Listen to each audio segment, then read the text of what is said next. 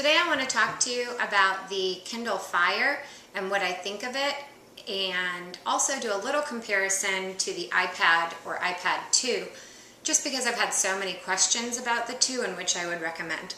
So this is the Kindle Fire, and I'll start with a couple comparisons. It is 7 inches compared to the iPad's 10 inches. Both have glossy screens, unlike the traditional Nook and Kindle readers, so they will have glare outside.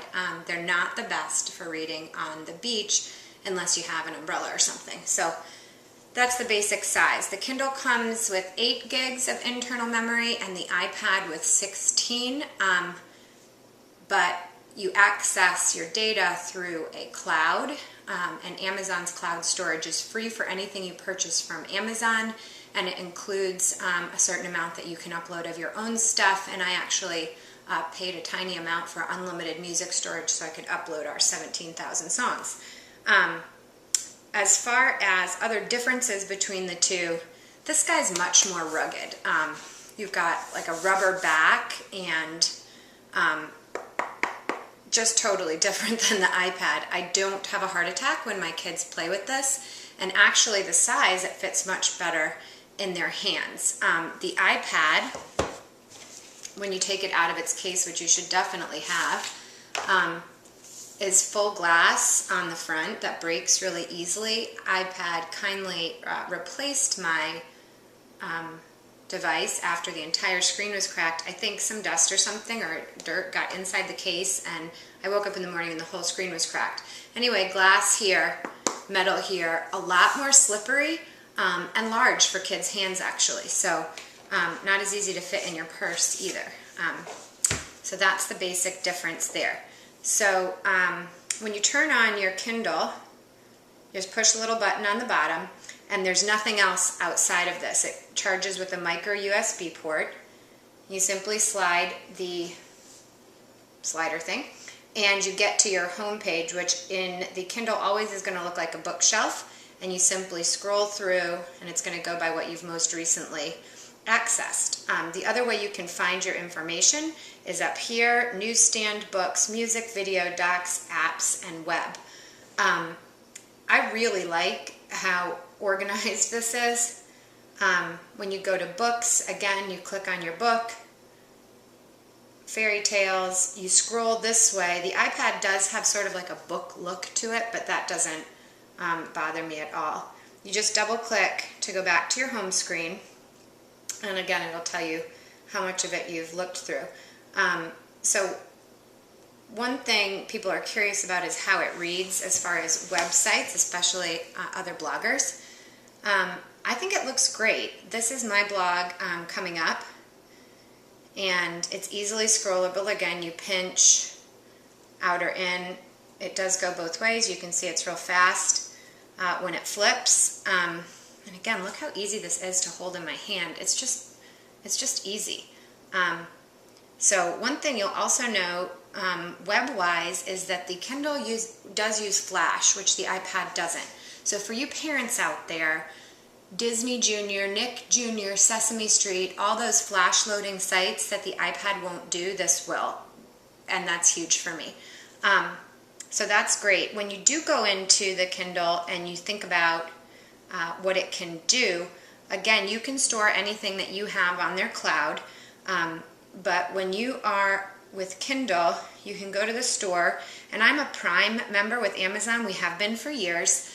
It's $79, and basically for years that's been to give me free 2-day shipping on bajillions of Amazon Prime items. We use it for a lot of household stuff. Now that I have the Kindle Fire, it also provides me with an enormous amount of free books, free videos, and free TV shows, which is just great for entertainment or for the kids. So you'll go in and books, and then there is a Kindle owner's lending library, and in there you're going to see that you can rent books, and that because you're Prime, it's $0, and you can read a book that way. And there's a limit. I think it's a book a month or something like that, but it's free, and I just think that's great. And it's big books that I haven't read all of them, so that's awesome. Even more exciting for my kids is the video. And I'll just show you how this works. This is instant video, and of course you can buy titles, anywhere from 99 cents up. But the Prime Instant Videos, $0 for Prime members.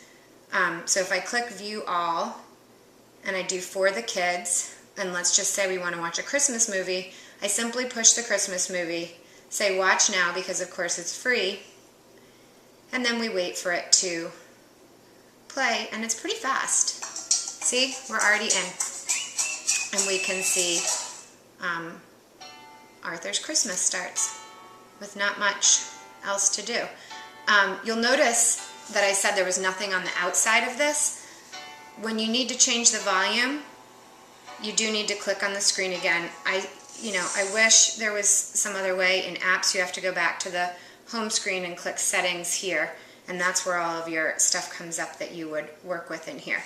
As far as the apps situation, I gotta be honest, there are not as many developmental apps for kids, but I expect that market to really increase given the popularity of the Kindle Fire. However, there are a ton of learning games, reading, writing, math, etc. for this, as well as fun things that your kids would expect, like Angry Birds and Fruit Ninja and all that stuff that lets you cook dinner. They also have some cute ones that aren't on the iPad, like matching game that they like and stuff. As far as the social media apps are concerned, I have found everything that I wanted.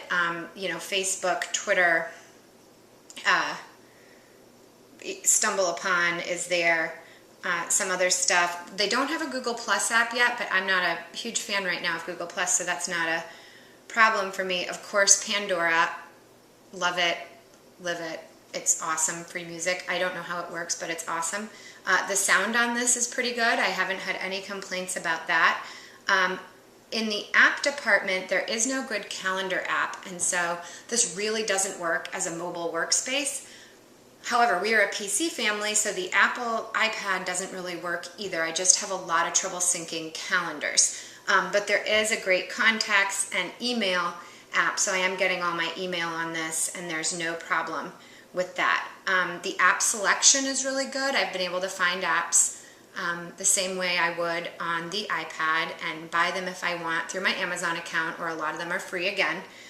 So I haven't had any problem. And again, the store is searchable by the kinds of apps, and then sortable by what's most popular and with reviews, etc.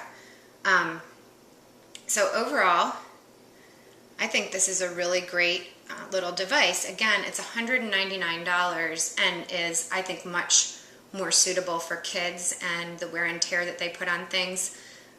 It's a great little device, made even better if you are or decide to become a Prime member. And I just think it would make a great gift for the holidays or for yourself. If you have any other questions or comments, please let me know. I am constantly playing with both the iPad and the Kindle and have, I think, some good insight into it. Again, just leave it in the comments, and I hope you have a wonderful holiday season. Thanks.